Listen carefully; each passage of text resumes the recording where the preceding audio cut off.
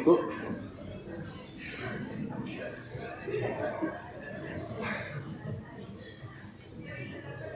Grazie per l'introduzione. In questa tesi vorrei parlarvi della performance e di come può essere utilizzata per creare applicazioni in realtà aumentata. La realtà aumentata è una tecnologia che sovrappone elementi generati dal computer alla visuale del mondo reale dell'osservatore.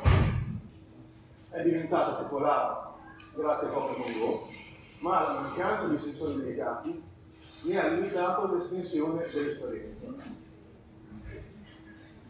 Tango è un sistema mobile completo per la realtà aumentata. Al momento l'unico dispositivo è il kit dedicato agli sviluppatori, ma il mese prossimo uscirà per mercato consumer il Lenovo Tableau Pro.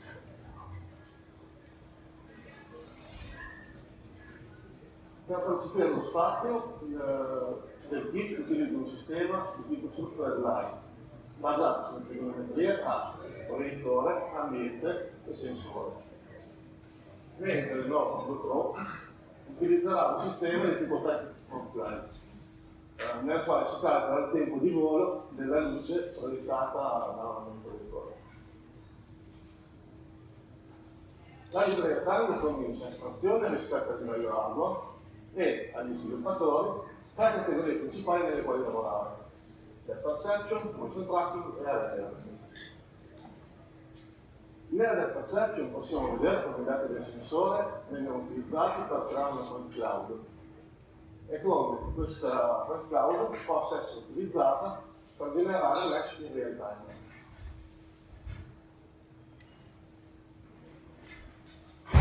Nel motion tracking i dati CMR vengono utilizzati per comprendere orientamento e movimento nello spazio 3D. Questo ci permette di spostarsi nello spazio, ma per inserire elementi in realtà aumentata a priori è necessario utilizzare le funzioni di area balancing. Attraverso l'area balancing è infatti possibile esportare e importare area description file nel quale sono contenute le posizioni di feature chiave dell'ambiente. Una volta che il dispositivo ne avrà trovato il numero sufficiente, cambierà il suo sistema di riferimento utilizzando quello specificato nella description file. Questo è possibile vedere per il video quando da questo punto si è passato da un sistema di riferimento startup service a questo punto in quale è diventato riferimento della description file. Nel mio lavoro di tesi ho utilizzato questa piattaforma per creare un'applicazione in realtà aumentata. Per prima cosa ho realizzato un'applicazione in grado di esportare simultaneamente alla description file e mesh dell'ambiente, in modo che questi fossero allineati. Successivamente mi sono spostato sul computer, nella quale ho usato Unity, che è un editor integrato capace di gestire sia modelli 3D che codice. In questo editor ho per prima cosa importato le librerie di Tabular, poi ho importato le estensioni. In questo modo ho potuto inserire elementi in realtà aumentata ad loro riferimento. Questo elemento è, nella logica di Unity, un game object composto da un modello 3D, in questo caso simile a un alieno di Space Invader, e da un codice che ne genera un movimento casuale lungo un asse.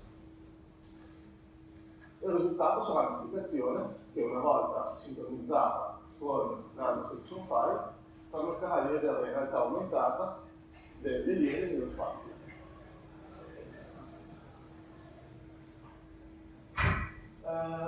Ho fatto qualche estensione con livelli di mesh differenti, con livelli di dettaglio delle mesh differenti, per mostrare quale sia la correttezza del dispositivo.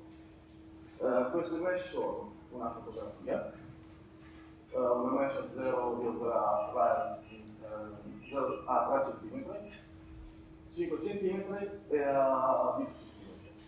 Possiamo vedere come l'errore di queste mesh sia coerente con la correttezza richiesta e come la posizione del device sfrutta tutta la qualità che ha la propria posizione sia molto accurata, avendo un errore molto basso probabilmente dovuto a errori di misurazione tra la posizione del dispositivo in sé. Come abbiamo visto, messing tracking preciso riescono a supportare un'esperienza della convincente e il fatto che il dispositivo sia autocontenuto ne consente un'alta maneggevolezza e un ridotto setup. Per quanto riguarda la documentazione e stabilità, pur essendo migliorati molto, specialmente nell'ultimo mese, non sono ancora in grado, non sono ancora a livello di un dispositivo consumo. Vorrei parlare di due sfide, per darvi l'idea di cosa uno sviluppatore in realtà aumentato con questa tecnologia si troverà ad affrontare. La prima cosa è il fatto che il sensore structured light del kit utilizza luce infrarossa, che risente molto dell'interferenza della componente infrarossa della luce solare, rendendolo così inutilizzabile in contesti outdoor. Inoltre abbiamo un problema di occlusion quando un elemento reale non percepibile, vuoi per la distanza massima del sensore, si frappone tra l'utilizzatore e un elemento in realtà aumentato. Per quanto riguarda l'esperienza attuale, è utilizzabile in una maniera accurata in ambienti indoor, sia per l'ambito professionale, come ad esempio mappature di stanze o elementi elettrici, cubature, quel genere di cose, o a livello di esperienza in realtà aumentata. Lo sviluppo più grande per questa tecnologia sarebbe superare il problema della luce solare, consentendo così di avere esperienze professionali utilizzabili sia a livello indoor, come esperienza in realtà aumentata sulla strada. Vorrei lasciarvi con la suggestione di pensare a una città come Pompei restaurata in realtà aumentata e completamente interattiva. Con questo concludo la presentazione. Grazie per l'attenzione.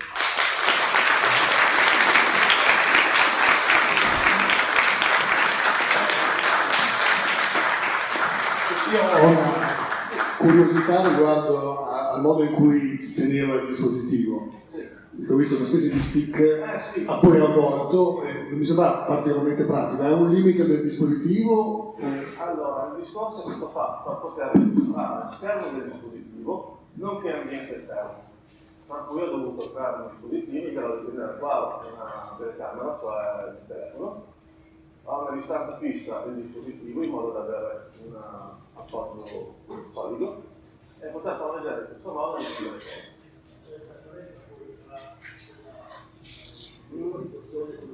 No, perché i sensori sono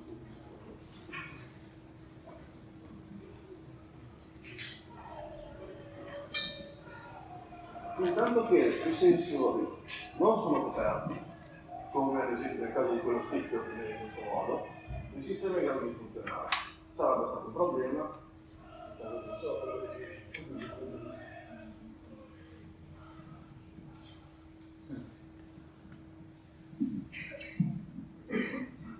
La luce strutturata che usa questo dispositivo ha lo stesso principio fisico di quella che è utilizzato dalla Xbox. Kinect, esattamente. È una versione del Kinect miniaturizzata. Questo nel kit è stato fatto probabilmente per mantenere la ricerca sul sensore al minimo, per avere un testing sulla piattaforma software. Tant'è vero che la piattaforma in sé è indipendente dal sensore utilizzato e che il dispositivo consumer utilizzerà un sensore thermoflat sviluppato assolutamente da Infineon. È fatto internato? No. Grazie. Se qualcuno fosse interessato alla fine della sessione d'aula è possibile avere l'esperienza della realtà aumentata in un gioco stile Space Invaders. Grazie.